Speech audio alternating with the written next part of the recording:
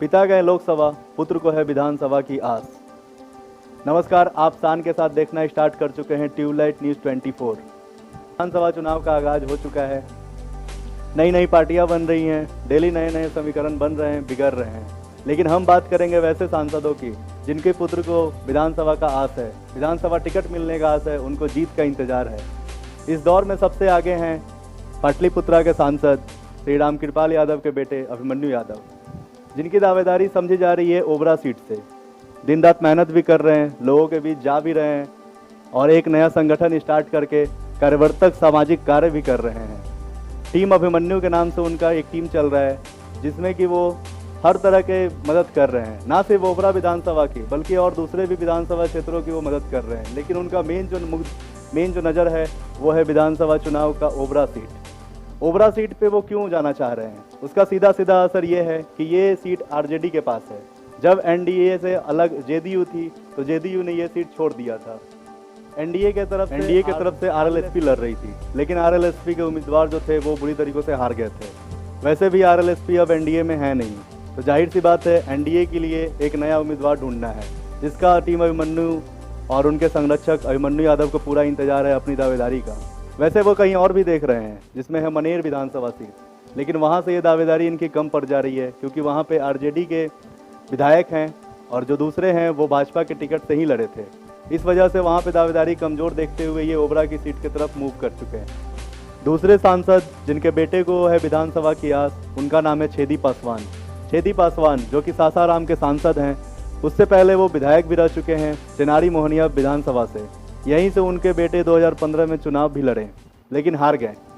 चुनाव लड़े भी तो भाजपा की तरफ से नहीं बल्कि समाजवादी पार्टी के साइकिल पर सवार होकर चुनाव हारे, फिर से भाजपा में सक्रिय हुए।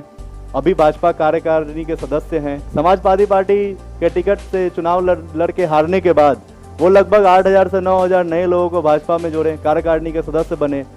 उसके बाद अब टिकट की आस लगाए बैठे हैं, लेकिन उनकी राह कांटों से भरा हुआ है। ऐसा हम इसलिए कह रहे हैं क्योंकि जिन सीटों पे उनकी मांग है, जिन सीटों पे उनकी आस है, उस सीटों पे एनडीए के पहले ही उम्मीदवार जीत के आ चुके हैं और अभी जो विधायक वर्तमान है वो एनडीए के तरफ से ही है।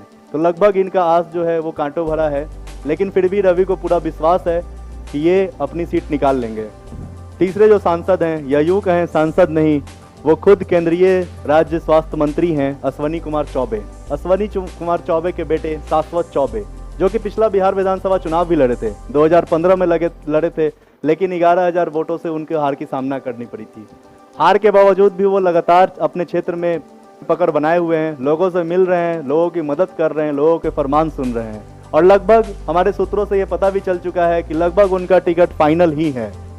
इन तीनों सांसद पुत्रों को विधानसभा का पूरा आस है, इनके टिकट का पूरा आस है। वैसे हमारे सूत्र बता रहे हैं कि पाटलिपुत्रा लोकसभा क्षेत्र के सांसद श्री राम कृपाल यादव जी के बेटे अभिमन्यु यादव का टिकट लगभग कंफर्म है एलजेपी की तरफ से। जी हाँ, लोजपा की तरफ से, जो कि अभी एनडीए में है। खटपट चल रही है, हो सकता है कि एनडीए से टूट जाए वो, लेकिन अभी एनडीए में वो हैं और सीट की दावेदारी कंफर्म है उनकी ओबरा से और उनके उम्मीदवार लगभग कंफर्म है अभिमन्यु यादव। दूसरे हैं शाश्वत चौबे, जो कि पहले भी विधानसभा चुनाव लड़ चुके हैं, इनके भी उम्मीदवारी लगभग कंफर्म है। तीसरे जो बचे हैं वो है छेदी पासवान जी के बेटे रविशंकर पासवान। देखना यह है कि अब छेदी पासवान जी के पुत्र रविशंकर पासवान को टिकट मिलता है या नहीं मिलता है। अगर नहीं मिलता है तो वो क्या करेंगे। पिछले विधानसभा चुनाव में भी वो टिकट की बहुत दावेदारी किए थे, टिकट के लिए बहुत लड़े थे, लेकिन मिल नहीं पाया। तो समाजवादी पार्टी के साइकिल पर सवार होकर लड़े भी, लेकिन हार गए। अब देखना यह है कि टिकट उनको मिलता है या नहीं मिलता है। अगर मिलता है तो वो बिल्कुल बीजेपी के उम्मीदवार होंगे और अगर नहीं मिलता है तो ये भी देखने वाली बात होगी कि वो किस टिकट से लड़ते हैं। वैसे बिहार में परिवारवाद और राजनीतिक का बहुत गहरा रिश्ता रहा है और लगभग रहेगा भी।